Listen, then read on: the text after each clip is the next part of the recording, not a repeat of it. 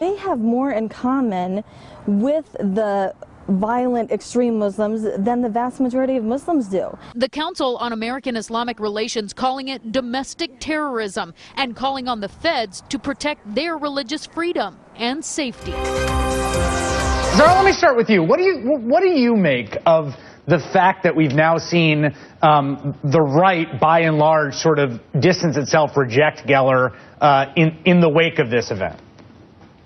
You know, it's unfortunate that it's these tragic circumstances that are forcing the narrative to shift, but it's also a relief that even people on the same political spectrum as Pamela Geller recognize how damaging she is, and that what she's really doing is championing hate and bigotry. Do you think CAIR does good work? From what I observed, I haven't had a personal, relationship with them. Just with the banquet and the presentation, an organization is definitely needed. I'd like this to actually serve, some of the conflicts that we may have. Every year, the brothers and sisters of the Islamic Circle of North America host the Great American Muslim Day at Six Flags Great Adventure in Jackson, New Jersey. The event is a great opportunity for Muslim families to enjoy a day of outdoor fun in a Muslim-friendly atmosphere.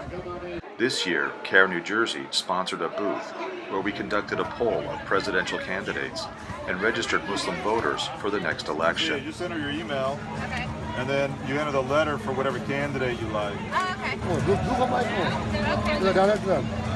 Why?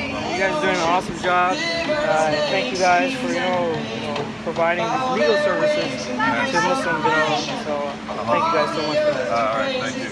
I would like them to know on behalf of me and my family that we greatly appreciate the assistance that you gave us in 1989 through to 93 when we went to the Supreme Court because the Newark Police Department wanted to fire me for wearing a beard.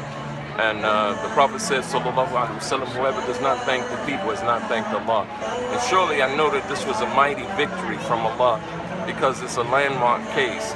So we just wanted to thank CAIR for everything that they did and coming out to, protect the Muslims. And they did it in a mighty way also. Thank you so much. When you originally saw this story, when you read the details, I mean, you do so much work in this area. But what was the overriding emotion? Was it that you thought it was preposterous, ridiculous, offensive? Did it make you angry? What was it? I was absolutely appalled. I was devastated and shocked and horrified that any 14-year-old child, regardless of its religion, would be subjected to this kind of treatment. And when we send the message, when we treat children the way that Ahmed was treated, we send the message that, we don't respect your potential. We don't want you to thrive. Trump and Carson's comments now sparking outrage. Today, the Council on American Islamic Relations, or CAIR, is calling for Ben Carson to withdraw because Carson's remarks violate the Constitution, namely Article 6, which says it forbids a religious test as a requirement for holding a governmental position. Ibrahim Hooper joins me now from CAIR. He's the National Communications Director. Welcome, sir. Thank you for having me. Thanks for being here. What would you like to say to Ben Carson?